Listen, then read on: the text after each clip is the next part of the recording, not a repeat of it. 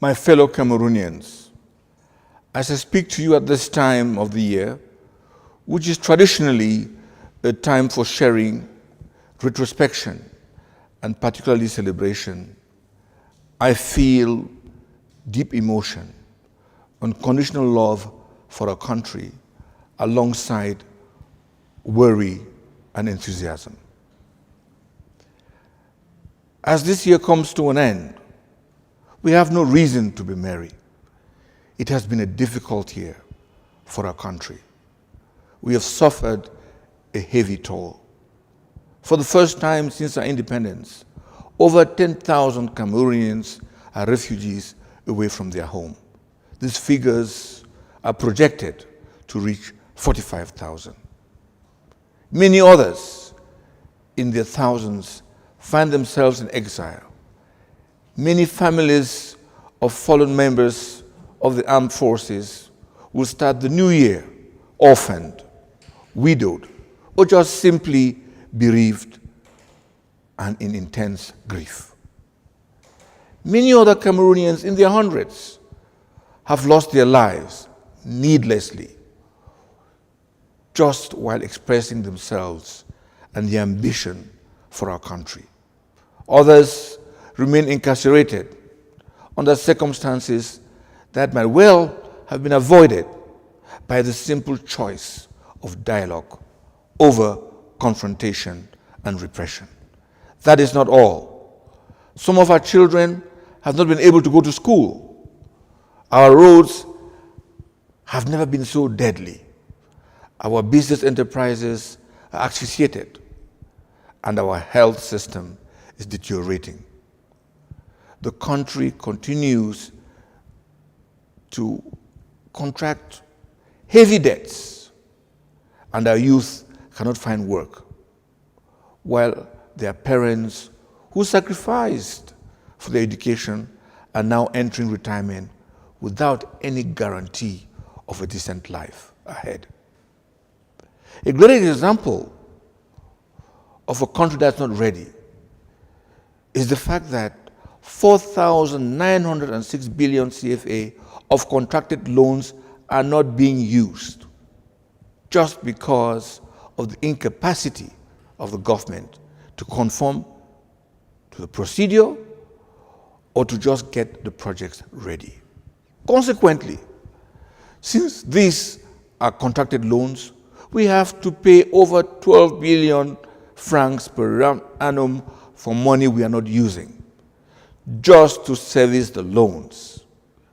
The amount of 12 billion CFA in interest could very easily build 2 blocks of classrooms in each of the country's 360 local government councils. Better still, at a time when the prices of cocoa and coffee are falling drastically, and many of our hardworking farmers are caught up in huge debts from getting fertilizers, fungicides, and other important products for their cocoa, such an amount could have very easily been used as a subsidy to help them in such hard times. Many small and medium-sized enterprises stand to close because of a fiscal policy whose only concern is about raising money. Thus, the struggling woman who would have been able to travel to West Africa to trade will suddenly have to pay about 150% more in airport taxes, which in some cases doesn't take account of the cost of the ticket. Some of these tickets at times are almost twice the cost of the air ticket. Nobody thinks about the relationship of the airport tax and the cost of the ticket. Should someone traveling to China pay the same airport tax as someone traveling, say, to Nigeria, Benin, or Gabon? I don't think so. Another aspect that we'll have to discover will be the effect of this sort of policy on our tourism. In all the well-known indices that are used in the world today, Cameroon is still considered as a very corrupt country.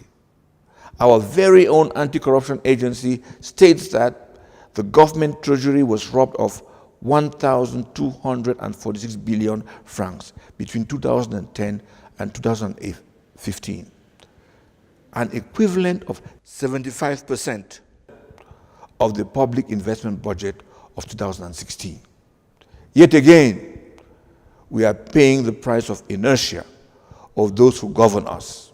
Their refusal to listen, their failure to design realistic plans, and their lack of ambition to serve the interests of the people of Cameroon. The breakdown of the state gives us a real cause for concern, and national unity is in jeopardy. It is not because the people have lost faith in their nation. Not at all. It is simply because its custodians, that is the government, have confused inertia with stability. The message is now clear. Sons and daughters of this country, from east to west, from north to south, want to see the rapid emergence of a new republic. One which keeps its promises and matches their aspirations. I believe a new republic will emerge if we reinvent our social pact. We must restore the Cameroonian dream, the dream of the son of a catechist who became the president of our country, the dream of a nation fiercely protective of its bilingualism, and the dream of a Cameroon that drives innovation in Africa. This pact will bring about the rebirth of the rule of law. All Cameroonians must feel unequivocally equal before the law. They must also feel protected by the law. It is a fundamental right. It must be restored without delay. I undertake to address this legitimate and urgent ambition with your support. Tonight, I am talking to you, the stakeholders of this new movement and this country. You, the physically disabled, you, the youths of Cameroon, you, the women of this country, you, my brothers, the men of our nation, and you, the Cameroonians of the diaspora. It is together that we'll rebuild the country. To the physically disabled, as we start the new year, we must have a special thought tonight for you. For too long, you have been treated as Cameroonians apart. The new republic must be an equitable one that recognizes that the physically disabled can contribute to society and must therefore be empowered. There are many professions that can be exercised by many of our disabled brothers and sisters.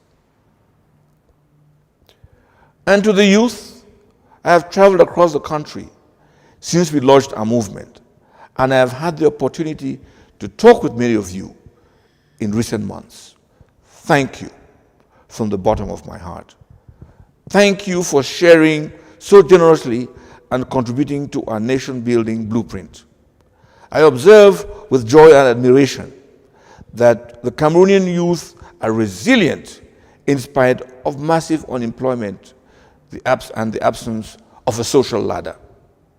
You have been able to transform your palpable, legitimate anger into a driving force for creativity. Digital, commercial, and social entrepreneurship is booming. You have used social and solidarity-based economy as a concrete response to social challenges. I have listened to your call for a better structural support for your efforts. I am extremely proud of you. I firmly believe that this energy must be accessible to all Cameroonians, whatever they may be, wherever they may be in our country. It is the role of the state to foster equal opportunities, and we will work together to that end. I am committed to this. I believe that we must be reminded about the need to focus our energy towards policy changes. I need your support to achieve our common desire to upturn the status quo. Young Cameroonian men and women, here and in the diaspora, those of you listening now, know that you are the present and the future of Cameroon. You are the most educated and the most diverse generation in our country's history. Our nation is waiting for you to take the lead. Let us bring this change about together. To the women, Cameroonian women are the key to our society's resilience. They have that drive to grow and they never give up. And that is the characteristic of our mothers, daughters, and sisters. I am also talking to you, the women. Your sacrifice for this country is visible and well known, but acknowledged, not very much acknowledged. Your contributions are sometimes considered as marginal. I share this concern with you, and it is a priority of the action for the emergence of the new republic we are clamoring for. I am asking you to come along with me towards this goal.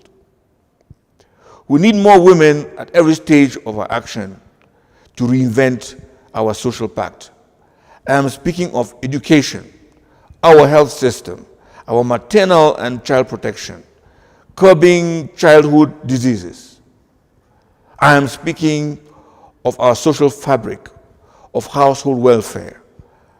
I want better assistance for female entrepreneurship. Our country needs you. Our movement cannot achieve its goals without your contribution.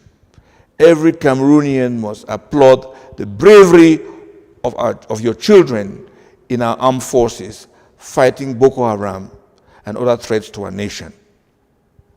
I applaud your bravery as well. As you stand by them, you carry the burden of educating the next generation of our country. I must congratulate you.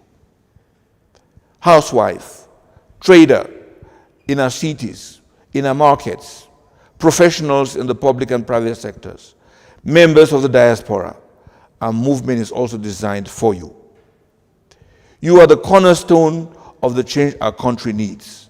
Our ambition to take Cameroon into a new era where there is gender equality in all decision-making positions, in the responsibility which all of us must place in you as our partners. Join us, and together we will reinvent a modern status for the Cameroonian woman. To you, public servants, I would like to address you, diplomats, magistrates, civil servants, police officers, gendarmes, military officers, doctors, professionals, teachers, and all those who are employed by the civil service or by the government. You are the backbone that ensures that any society is well run and administered. You are the key to the success of the new republic.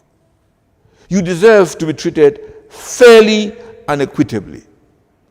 This would be an imperative in the new republic.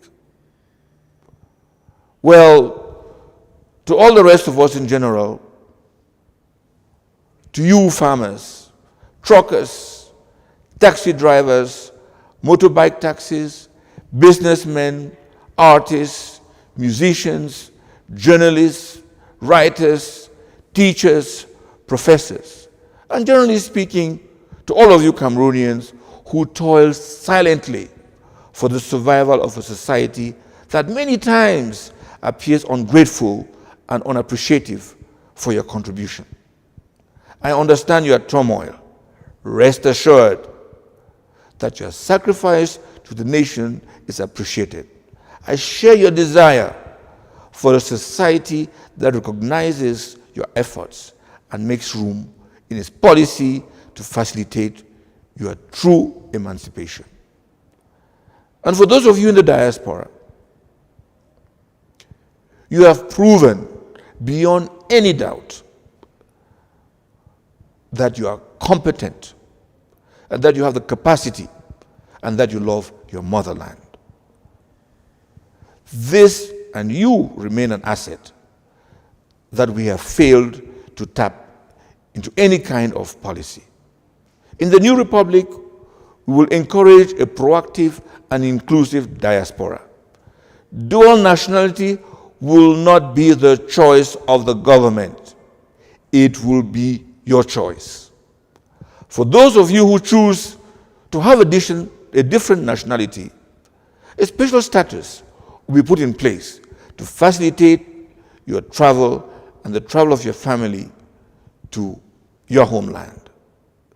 In the economic sector, we must put into place a system which reserves certain contracts for our renowned specialists in the diaspora, especially when it comes to consultations. To all of you, the call for a modern and more conducive to economic growth is more than urgent.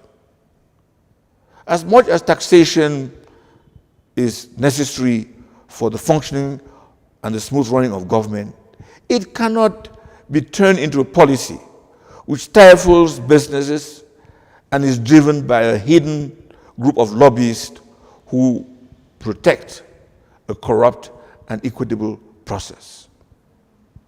We need you to foster investment, which will inevitably bring about more employment. It is increasingly difficult for you to serve a system that undermines democracy and human rights daily. These are the realities that many of you shared with me during our meetings across the country. It is to address these issues that I decided to be a candidate in the upcoming presidential elections. For I am convinced that only a peaceful endeavor will produce sustainable solutions to the challenges of modernizing the governance of our country. We need all hands on deck to achieve the much awaited changes and to be able to combat cynicism. We need to rebuild the relationship of trust. The voice of our people must be heard in the upcoming elections. Change is now possible. It is our common duty to make it happen. My fellow Cameroonians, as this year ends, you must have understood that I am making a solemn call so that under no circumstances should we miss our rendezvous with the destiny of our nation, starting with the presidential election. Cameroon deserves better, and we can do better. We can take back the Cameroonian dream. From January 2nd, 2018, the electoral registers will be reopened. Register massively on the electoral list. This is a chance to put an end to this inertia. This inertia which has undermined our progress and is now threatening national unity. I am happy that I have received support from many political parties and many influential political personalities who are prepared to work with us in the building of a new republic. Being of the civil society myself, I must confess that I am overwhelmed by this support and encouragement. I have also received from civil society organizations, as well as their leaders, trade unions, professional associations, not only their overwhelming support, but also their desire to join the platform in building a new republic. We are working very hard so that this can happen within the first month of 2018. Together with the Now movement, we will continue to make sure that Cameroonians not only register to vote, but they must indeed vote and ensure that every vote is counted. It is a movement through which in 2018 we will reinvent our social pact together. On the eve of this new decisive year, a year of hope for all Cameroonians, it is my prayer that this time next year we will be celebrating a new republic, the beginning of a new era brought about by our own combined efforts. Happy New Year 2018. God bless Cameroon. God bless us all. Aujourd'hui, on va changer. Yeah. We will make a change. Tout est naturel.